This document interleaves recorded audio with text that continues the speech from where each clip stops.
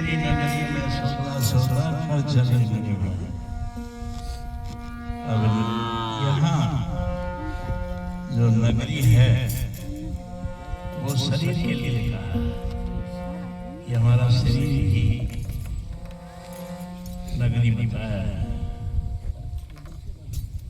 और सौदा क्या है, जैसे बताया नाम का सौदा है। हर वक्त हर घड़ी जब भी समय मिले हमें उस मालिक की बंदगी करनी है जो सतगुरु ने इनाम दिया है, उसका सिमरन भजन और ध्यान करना है। कर चल रहे मेरे भाई, तेरी नगरी में चार खजाने ताला गुप्त लगाए। इसी शरीर में चार खजाने हैं, बाहरी रूप में हैं सील, सबर, संतोष, बराबर। सीलता के लिए कहा है कि सीलवंत सबसे बड़ा, सब रत्न की खान, तीन लोग की संपदा बसी सील में। और सबर जीव के लिए बहुत जरूरी चीज है। इसने सबर किया उसे कोई दिक्कत नहीं आती। इसी तरह संतोष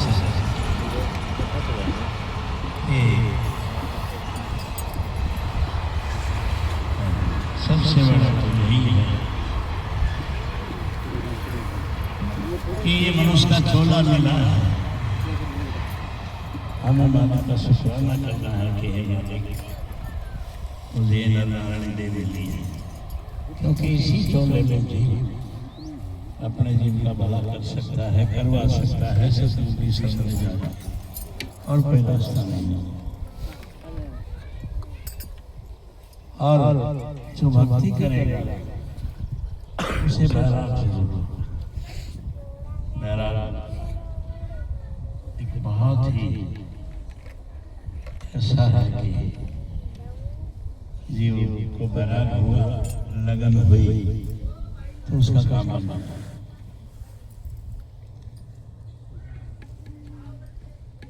जोन सी वस्तु लेनी हो सो आज करो निभाई।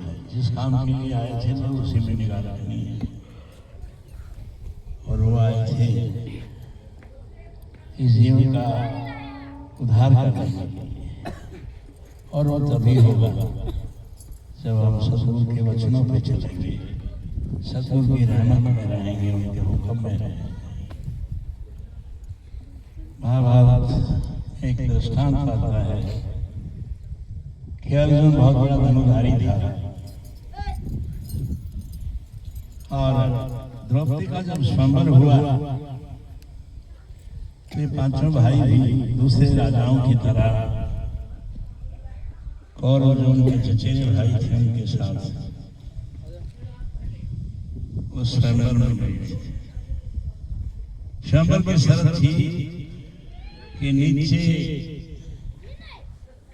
एक लोहे की कढ़ाई में उबलता हुआ तेल है और ऊपर किसी खंबे से मछली को बांध रखा था और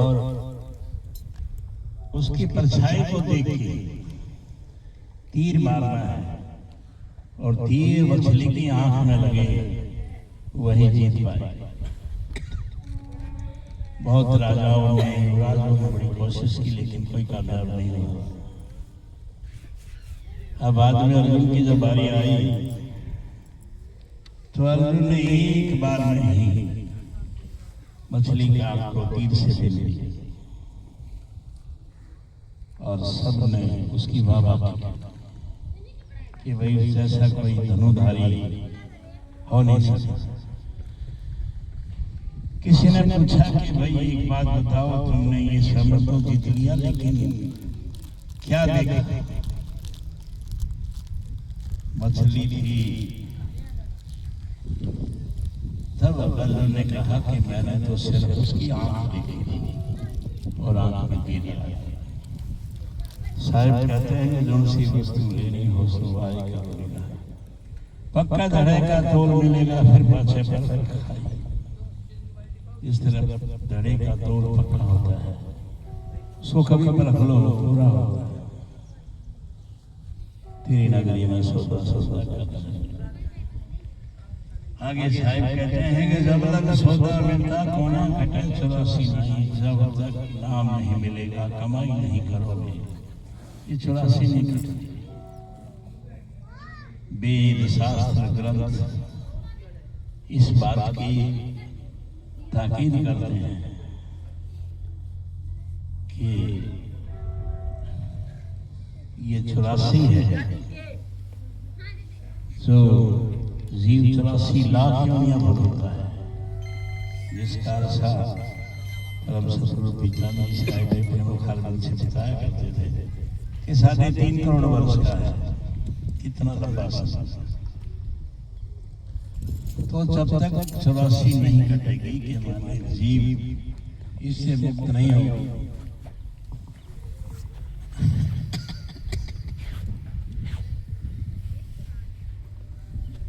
जैसे कभी कलंदर जिस तरह मदारी कलंदर को कहा और कभी बंदर को कहते हैं। जिस तरह मदारी के घर में बंदर होता है, उसके गले में फंदा होता है, वो आजाद रहना चाहता है, लेकिन जीव की भी यही हालत है। जैसे कभी कलंदर पलक पलक वो इसी तरह दुख पाता रहता है। यही जीव की स्थिति महात्मा जी ने बता दी और बार बार कहा है कि तेरी नगरी में सौदा सौदा कर चलेगा। अंत में कहा है कि मग्नानंद सौदे का गाहक, कि मैं तो इस सौदे का गाहक बनकर आया हूँ। जब लग बात बसाई, जब तक मेरी बात पढ़ेंगे, जब तक मेरी बात बसाएगी, मैं इस सौदे का गाहक।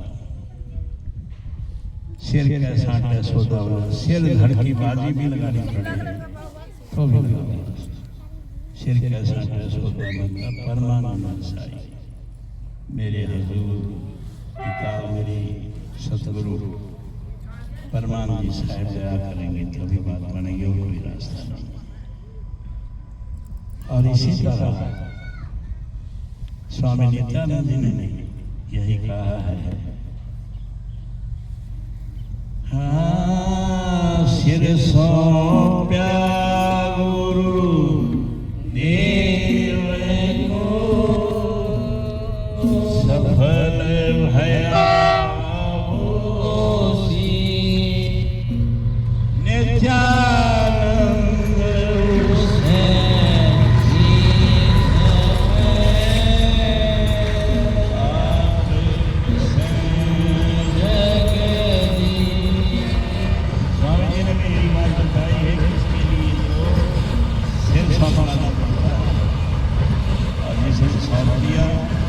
उसके मस्तक पे मालिक और फिर एक बहुत बेहतरीन संदेश उन्होंने दिया है।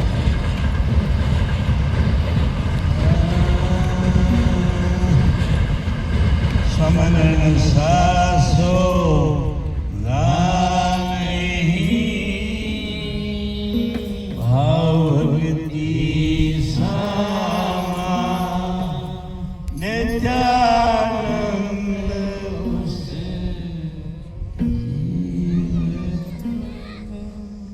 सतगुरु करेंगे तो समझ जैसा कोई सौदा नहीं है, और जिसका भाव होगा भक्ति से बनेगी।